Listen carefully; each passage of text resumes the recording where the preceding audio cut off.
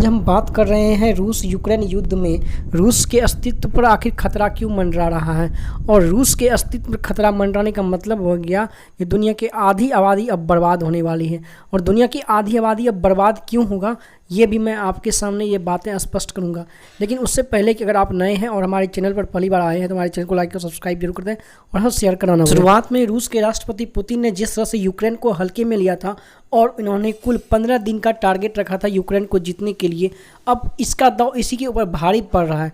अब रूस का अस्तित्व खतरे में जा रहा है क्योंकि अब युद्ध का लंबा खींचा जाना इससे तो तय माना जा रहा है कि रूस के अंदर कहीं ना कहीं कमी है और रूस ने बहुत बड़ी गलती कर दी जिसका अंदाज़ा शायद इसको भी नहीं था। मैं आपको इनके अलावा कई सारे अलग पहलुओं पर भी चर्चा करूंगा कि आखिर रूस का अस्तित्व खतरे में क्यों पड़ रहा है और इससे दुनिया की आधी आबादी बर्बाद हो सकती है। क्योंकि रूस ने पहले ही बोल दिया था कि अगर रूस ही नहीं बचा तो हम आधी दुनिया का क्या करेंगे। इसका मतलब यही हुआ कि अगर रूस को कुछ हुआ तो रूस किसी को नहीं छोड़ेगा और यूक्रेन से सटने वाले जितने भी देश हैं उसके सपोर्ट में पोलैंड हो गया, एस्टोनिया हो गया, लिथुआनिया हो गया, बेल्जियम हो गया, फ्रांस हो गया, इन सभी देशों को की तो बर्बादी तय है और इन सारे के सारे देशों का अस्तित्व भी नहीं रहेगा। क्योंकि रूस के पास इतने सारे परमाणु बम हैं कि अगर ये परमाणु बम छोड़ देंगे ना पूरी दुनिया भी खत्म हो सकती है। ये किसी को नहीं बचने देगा क्योंकि रूस अगर नहीं बचेगा तो रूस किसी को बचने भी नहीं देगा। जिस तरह से युद्ध का लंबा खींचा जा रहा है, यूक्रेन अपनी जिद पे अड़ा हुआ है और रूस झुकने को तैयार नहीं है।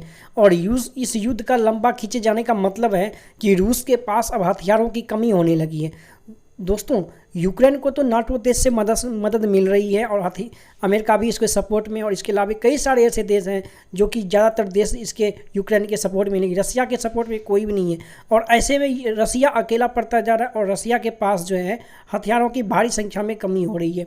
और अगले जो हम पॉइंट पे बात करते हैं जिस तरह से यूक्रेन को हथियारों की मदद मिल रही है उसको कई सारे नाटो देश और यूरोपीय देश मिलकर मदद कर रहे हैं। इससे रूस अपने अस्तित्व पर खतरे की मंशा बता करके यूक्रेन पर बड़ा हमला कर सकता है और उन सभी देशों के ऊपर हमला कर सकता है जो भी यूक्रेन की मदद कर रहे हैं। रूस यूक्रेन युद्ध में जिस तरह से नाटो देश की एंट्री हो रही है, रूस अपने ऊपर अस्तित्व पर खतरा मंडराते हुए ये बहाना बोल करके इन सभी देशों के ऊपर हमला कर सकता है।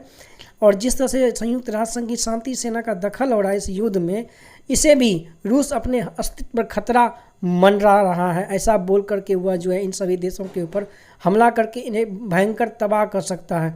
तो इस तरह से जो है रूस जो है आधी से अधिक दुनिया को बर्बाद करने पे तुला हुआ है। और हाँ, जो कोई भी रूस के रास्ते में आएगा वो उसे बर्बाद कर देगा। दोस्तों, जिस तरह से रूस जो हताहत और निराश हो रहा है और इसके पास जो है हथियारों की कमी हो रही है, रूस पक्का जरूर कोई ना कोई बड़ा से बड़ा वेपन्स, एडवांस वेपन यूज कर सकता है। हो सकता है कि रूस कोई ऐसा हथियार यूज करे, कोई ऐसा एडवांस वेपन यूज करे जो एक ही बार में युद्ध को समाप्त कर दे। और ये लंबा युद्ध खींचना नहीं चाहते हैं और एक ही बार में यूक्रेन के ऊपर परमाणु बम गिरा करके पूरा यूक्रेन को बर्बाद कर दे।